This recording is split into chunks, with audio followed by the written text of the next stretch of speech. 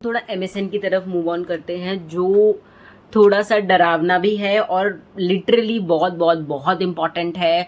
बिना एमएसएन के तो कोई पेपर बनता ही नहीं है किसी भी चीज़ का। तो जो आपके, मुझे ऐसा लगता है जो 3 मेजर फोकस है ना, वो बहुत क्लियर होने चाहिए एमएसएन के लिए। That is cardiology, that is neurology and endocrinology. ये 3 चीज़ें बिल्कुल आपकी टिप्स पे होनी चाहिए, इनके बिना पेपर में नहीं बैठना है। पढ़ना और भी है, एंडो भी पढ़ना है, रीनल भी पढ़ना है, इंटेग्यूमेंट्री भी पढ़ना है, सारे सिस्टम पढ़ने, रेस्पिरेटरी ऑल्सो इम्पॉर्टेंट, रेस्पिरेटरी भी पढ़ना है। बट ये 3-4 चीज़ें हैं जिनके बिना पेपर में नहीं बैठना। And most importantly also electrolyte imbalances. किसी ने मुझे नहीं बताया, मैंने लास्ट वीडियो में भी पूछा था नॉर्सेट में कौन सा इलेक्ट्रोलाइट पूछा था, दैट इज सोडियम पूछा गया था नॉर्सेट में इस बार। तो अगर अभी इन्होंने सोडियम पूछा है तो ऐसा हो सकता है ना कि बाद में वो कोई और इलेक्ट्रोलाइट आपसे पूछे एंड उसका इंटीग्रेटेड क्वेश्चन बना दें, या फिर उसकी ईसीजी या फिर उसकी ईसीजी आपसे पूछ लें, तो वो भी आपको स्ट्राइक करना है। Atrial fibrillation, atrial flutter, ventricular tachy, supraventricular tachycardia, ventricular fibrillation, torsades pointes, ये सब आपकी टिप्स पे होने चाहिए विद ईसीजी। बिना ईसीजी के भाई मत जाना पेपर में। वो आपसे ईसीजी पूछेगा, या तो वो डायरेक्ट पूछेगा कि ये किस चीज़ की ईसीजी है, या फिर वो आपसे कोई इंटीग्रेटेड क्वेश्चन बना के देगा, वो पूछ लेगा, या फिर वो आपसे बोलेगा कि हार्ट रेट कैलकुलेट करो।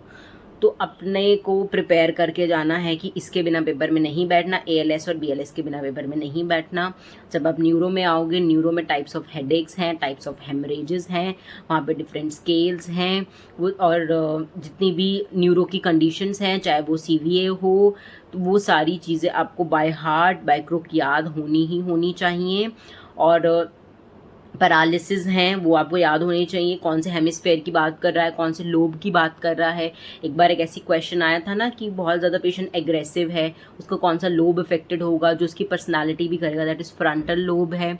तो ये सारी चीज़ें हैं जो आपको क्वेश्चन में की पॉइंट्स में ढूंढनी है, और ये कैसे मिलेंगी जब आपकी थ्योरी टिप्स पे होगी और आप मैक्सिमम, उसके बाद आप मैक्सिमम क्वेश्चन प्रैक्टिस करोगे ताकि आप उस थ्योरी को इंटीग्रेट भी करो। थ्योरी को यहाँ रखने से कुछ नहीं होगा, थ्योरी को इंटीग्रेट करना भी है ना क्वेश्चन में, कि मैंने याद तो कर लिया है बट क्या मुझे वो अप्लाई करना आ रहा है, क्या मैं उसको सही तरीके से अप्लाई कर भी रही हूँ, वो भी अपने आप को चेक करना है। बट ये उनके लिए मैंने स्टार्टिंग में बोला था कि जिन्होंने अभी नहीं पढ़ा है या फिर जो लास्ट मोमेंट पे रिवीजन करना चाहते हैं, तो ये कुछ हाईलाइटेड टॉपिक्स हैं, हाईलाइटेड चीज़ें हैं जो आपको पढ़नी है। अब हम एंडोक्रोनोलॉजी की तरफ चलते हैं।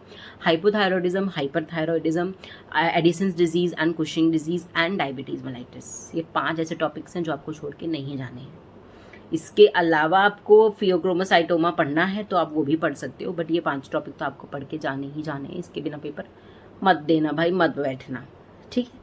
ये हो गया आपका। उसके बाद आपके फ्लूइड एंड इलेक्ट्रोलाइट इम्बैलेंसेस, मेरी तो सबसे प्रार्थना है कि उसको बहुत अच्छे से करके जाना, क्योंकि आपको ना वहाँ पे सारे इलेक्ट्रोलाइट सेम लगते हैं पेपर में, ट्रस्ट मी। सबके साइन एंड सिम्टम्स आपको सब सेम लगेंगे, हाइपोकैलीमिया भी, हाइपरकैलीमिया भी, हाइपोनेट्रीमिया, सब कुछ सेम लगेगा पेपर में। बट अगर आपने उसको प्रिसाइजली पढ़ा है, एक जगह लिखो hypernatraemia, hyponatraemia, hyperkalaemia, hypokalaemia, hypercalcaemia, hypocalcaemia, फिर उनके साइन एंड सिम्टम्स लिखो। जब आप उसको कंबाइन एक जगह लिख लोगे ना, तो आप कभी भूलोगे नहीं, आपको वो याद रहेगा।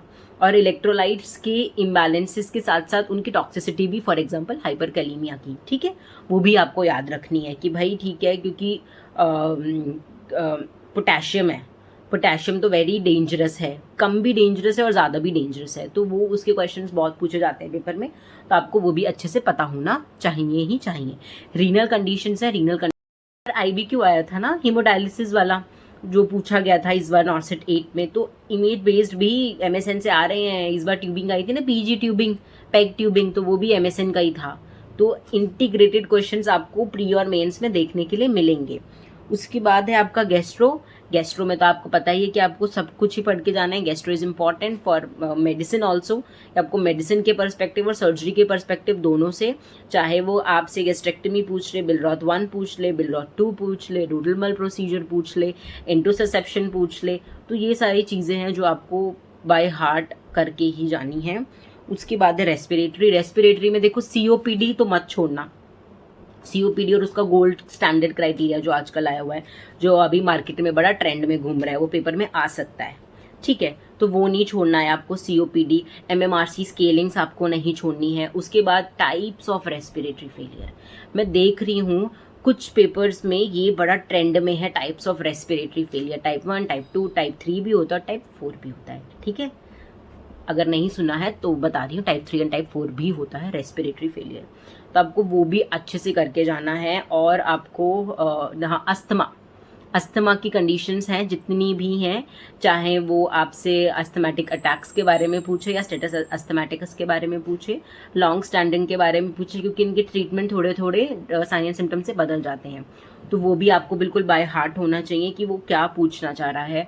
और हर एक डिजीज कंडीशन की एक स्पेसिफिक साइन एंड सिम्टम होता है, जिस डिजीज कंडीशन को आपको देख के पता चल जाए, हाँ यार ये तो इसी के बारे में बात कर रहा है, तो ये डिजीज होगा। ये कुछ चीज़ें थी, मैंने मेजर सब्जेक्ट के बारे में बात की, अभी मैंने माइनर के बारे में बात नहीं की है। माइनर के बारे में बताऊंगी कि माइनर के बारे में भी क्या पढ़ना है आपको और अब क्या नहीं पढ़ना। बट आपकी जो कमांड है वो मेजर सब्जेक्ट पे इतनी अच्छी होनी चाहिए, इतनी अच्छी होनी चाहिए कि अगर माइनर सब्जेक्ट क्या पता आपका लास्ट मोमेंट पे रह गया, बट आई होप कि आपका कुछ भी ना रहे, क्योंकि उससे फोमो होता है, तो हम उसको लास्ट में कवर अप कर लेंगे। बट रहो, बहुत एनर्जेटिक रहो, पेपर बहुत पास में है, वही एक नंबर सिलेक्शन कराएगा, वही एक नंबर बाहर निकालेगा, है ना। तो मेहनत करो, सब मिलेगा, सब्र रखो, अपनी मेहनत जारी रखो, सबको सब कुछ मिलेगा। Best of luck.